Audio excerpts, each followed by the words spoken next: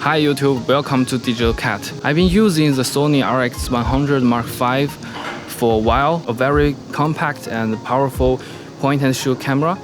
And the big issue of this camera is lack of the wide-angle lens.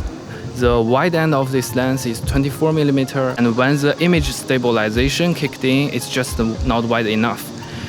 So I saw many people on YouTube, they adapt some wide-angle lens on this small camera, and most of them are big and heavy. It seems like you can break them very easily.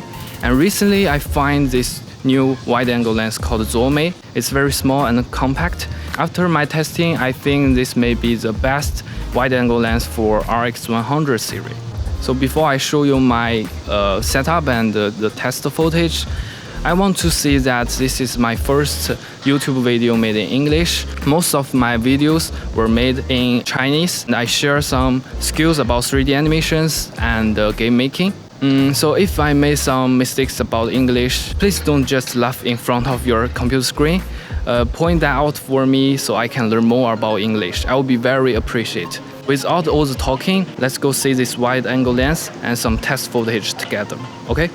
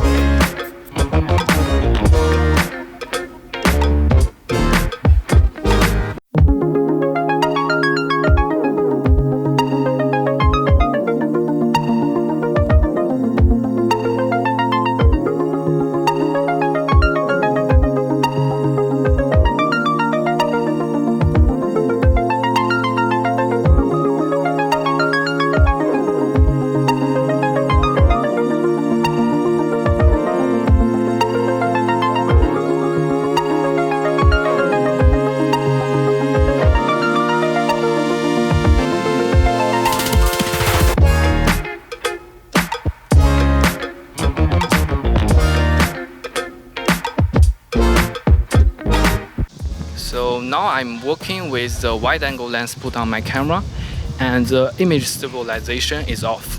So this is the image you see. And right now you are seeing the image without the wide-angle lens and without the stabilization. Okay, you can feel the frame and feel the movement of this setting right now. And now I'm working with the wide-angle lens put on my camera, and I turn on the stabilization, and the stabilization level is the max. So now I'm working without the wide-angle lens, and the lens on the camera is set to the 24mm. You can see I just screw this out, and this also turn on the image stabilization, and the stabilization level is max.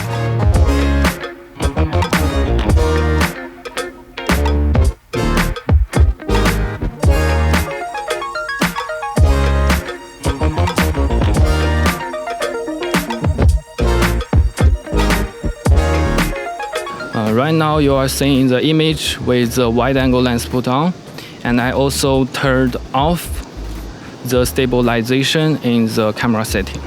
Okay, now is the image without the wide-angle lens. It's just a 24mm lens on this small camera, and I turned off the stabilization in the camera setting.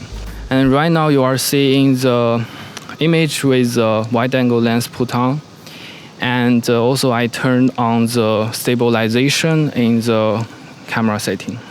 Okay, now you are seeing the image without the wide-angle lens, and I turn on the stabilization, and the level of the stabilization is set to the maximum. One big issue about this lens is it cannot autofocus above 35mm. As you can see in the screen, 24mm, 28mm, and to 35mm, it all work fine. But when it's above the 35mm, it will not autofocus, and it's just a blur. Alright, with all that testing and footage I showed you guys before, I think everyone has their own opinion about this lens.